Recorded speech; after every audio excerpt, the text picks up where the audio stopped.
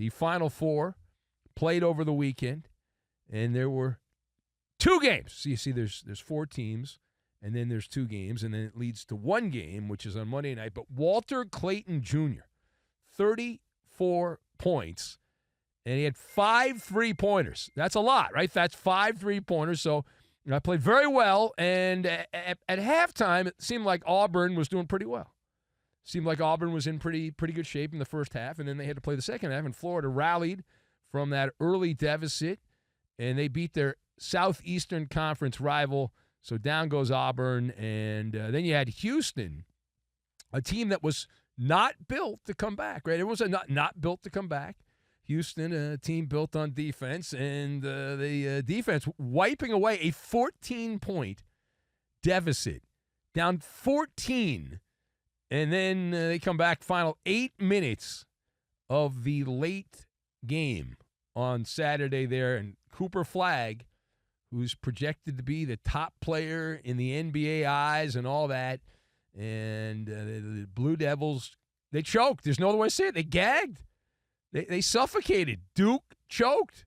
Embarrassing. Absolutely embarrassing. That's the story. And the downfall of Duke, the fact that the Blue Devils somehow managed to go with 1 field goal over the final 10.5 minutes of the game, which seemingly is impossible. Right?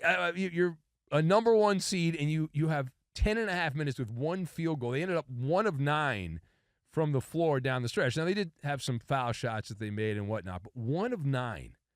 1 of 9. All right, so let us discuss. The question is as follows. So does the Duke loss choke, if you will, overshadow the Houston comeback in the game that was played there, the late game in the Final Four? So I've got Purple Suit, Aroma, and Minecraft. And we will combine all of these things together, and we will make a nice tropical vacation, which is what Duke can go on right now, a nice tropical vacation. So to answer the question, listen, I'm nodding my head yes. You can't see me unless you're watching the clip on the YouTube. But I'm nodding my head yes. Absolutely, right? The better story is in the losing locker room, as we've often said. The Blue Devils BLEW'd it. They blew it. They blew it! Wow. They were favored. They had a seemingly insurmountable lead. You say, well, it's only 14 points. Well, again, everything about Houston was they're not very good offensively, and if they have to play from behind, they're going to get porked. They're not going to be able to come back. And so you look at all that and say, well, okay, that's why they play the game. That's why they play the games, right? That's what has happened. Doesn't guarantee that's going to continue to happen. The Cougars not built for coming back, right? Not built for coming back and all that. An offensively challenged squad. And certainly they weren't aesthetically pleasing, even in that stretch where Duke only made 1 particular field goal. They weren't cooked. They fell behind. They were not cooked because Duke said, anything you can do, we can do better, and we will suck more than you.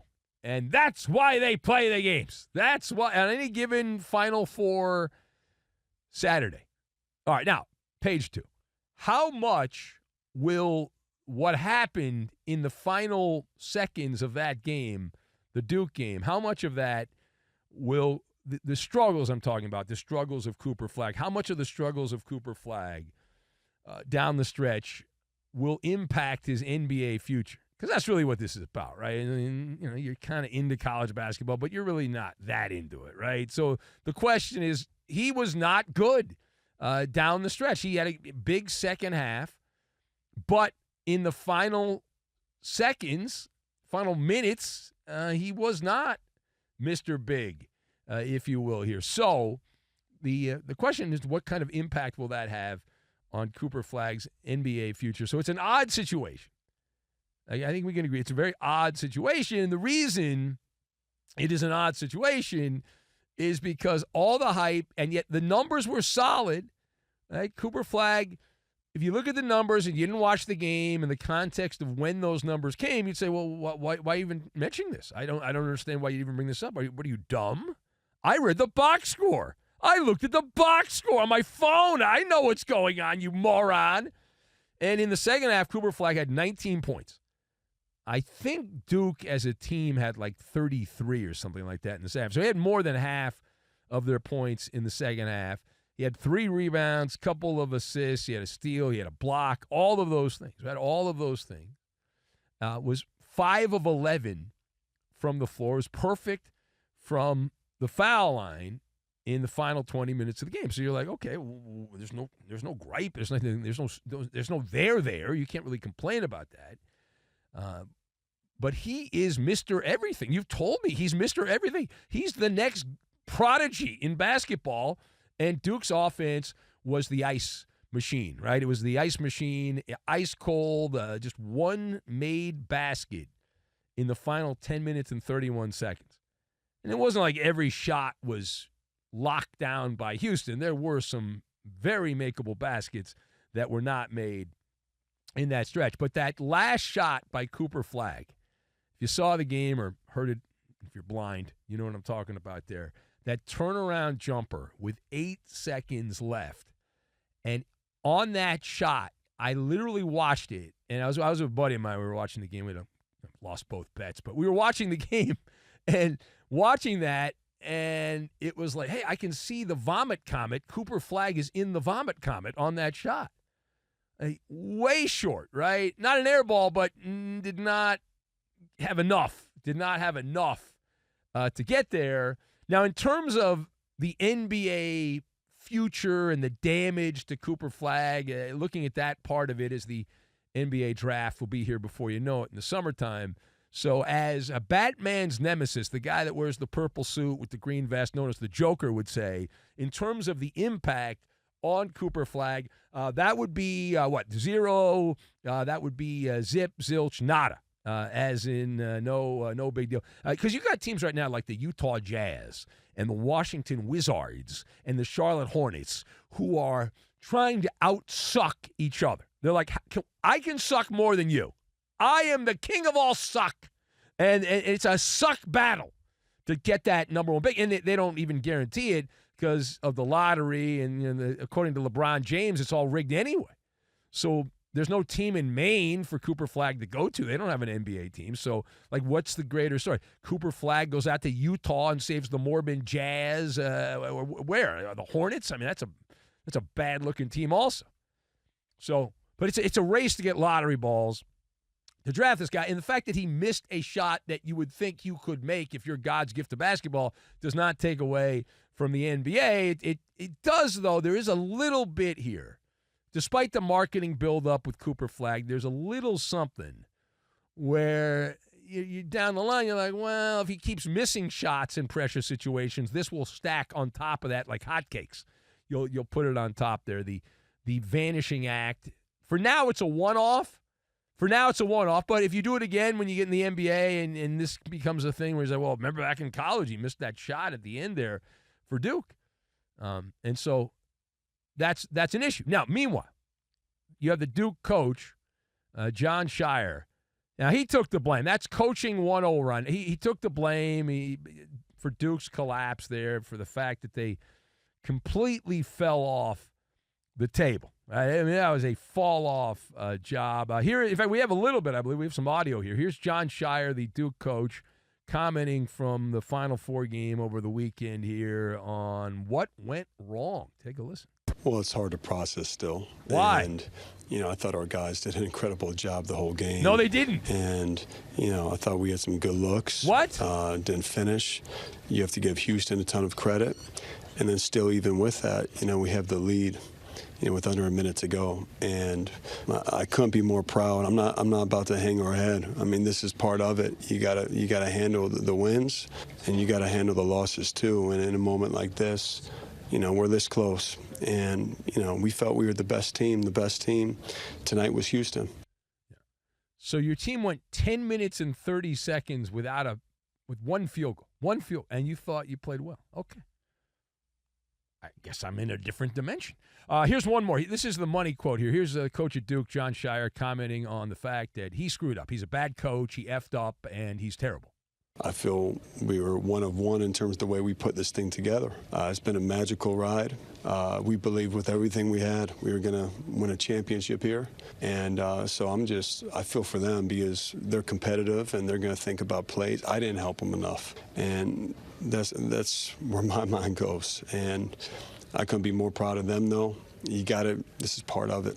This is part of it, unfortunately. We haven't been in a lot of those games, and we've watched a lot of game situations and practiced, and that's where I wish I could have helped them more. All right, so that's classic, hey, blame me, I'm the guy, it's my fault, blah, blah, blah, blah, blah. You're supposed to do that out of the coaching handbook. I guess Coach K left that behind. You're supposed to do that. He did that. So do you play the blame game? You got John Shire over here. You got Cooper Flagg, like he's right here. You got Cooper Flagg right here. And then I got some feedback on the email from like the Duke fan. It's bad luck, man. We got hosed by the referees. Bad luck. Okay. So of those three options, playing the blame game, you got the coach, you got the star player, or just bad luck. So I'm going to eliminate bad luck. Did they get hosed on a call that should not have been made, a foul call on Cooper Flagg? Yes. But the reason I'm not going to use that as an alibi for Duke, it should have never been in a position. The game should not have been a one-possession game at that point where a referee's call impacts the outcome of the game. That is a bad job by you. You effed up. You screwed up. Screw you, right? You should not have been in that position. And while Cooper Flagg is the headliner, and as we mentioned, he's going to run off to the NBA, and we'll maybe never hear of him again if he plays for the Charlotte Hornets or the Utah Jazz. But that pungent aroma, that nice pungent, it's like a cloud of sulfur, if you will, is going to follow John Shire around because this is supposed to be the forever gig, right? You get the Duke job. You're supposed to have that job for a long time. That's a legacy job. That's a long-term job. That's not a temporary job where you run off to the NBA. You're supposed to be there. We're told it's one of the great jobs in college basketball, and you paid a lot of money, and you're in the spotlight and all that stuff. And so Flagg, he goes out to the NBA, and he'll make a king's ransom and with endorsements and all that stuff, and it'll be just a footnote, this game. Again, as we said, it'll be a footnote unless he continues to do this in the NBA, missing shots at the end of games, and then it circles back. For now, it's an insignificant mention. It is a minor detail. But for John Shire, the coach at Duke, following Coach K, unacceptable. And it's one of those things where you're like, okay, it's going to shadow box him like Poltergeist if Duke does not win in the near future. You say, well, what about you had the top player in the draft, you had this guy, you got 2 lottery picks on that Duke team and all that. So until they win the championship, it's going to kind of follow him around there. And the good news is at Duke, you've got a lot of NIL money. You've got the bright lights, the spotlight and all that, a weaponized roster, whoever like the top All-Americans in high school, if they want the bag and the nice aura, they would go to Duke. And maybe it's all about the bag. They might go somewhere else. All right, now last word, quickly.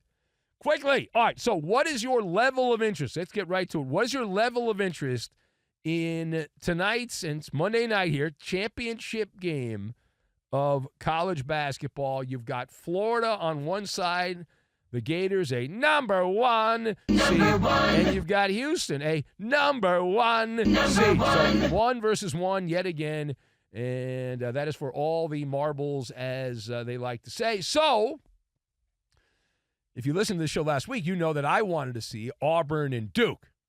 I'm told they will not be playing a third-place game. There is no third-place game between Auburn and Duke, so that is a buzzkill. I would argue that this is not must-see TV. That is not what we're going to describe this as at all.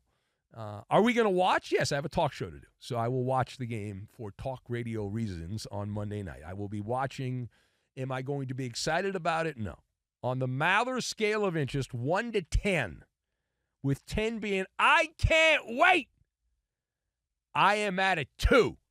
I'm at a 2 on the MALLER scale of interest. I'm just not giddy. Not that I need to be giddy to watch these games. I'm just not. It's low priority viewing. Again, I've got a job, and so it's like the worst problems to have. It's mediocre programming. The other problem is you've got, it's kind of like playing this national championship game, despite having 2 number 1 seeds in it.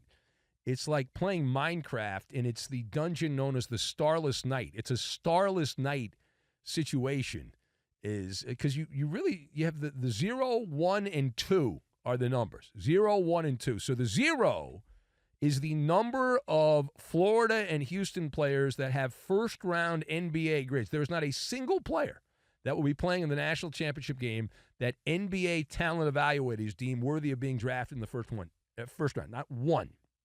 All right, so that's the first thing. Then 1 would be the player from Houston who there's one guy, JoJo, who's projected to be a second-round pick on Houston, and then Florida's got Walter Clayton Jr., who in the center, that big lug of a guy, the lumbering Alex Condon. Those guys are projected as second-round picks. So you've got that. And I checked on DraftKings Sportsbook, and Florida is a 1-point favorite. So it's and they don't even know what's going to. I mean, 1 point is nothing, right? It's like, who cares? 1 point. So Florida's favored by 1 going into the championship game.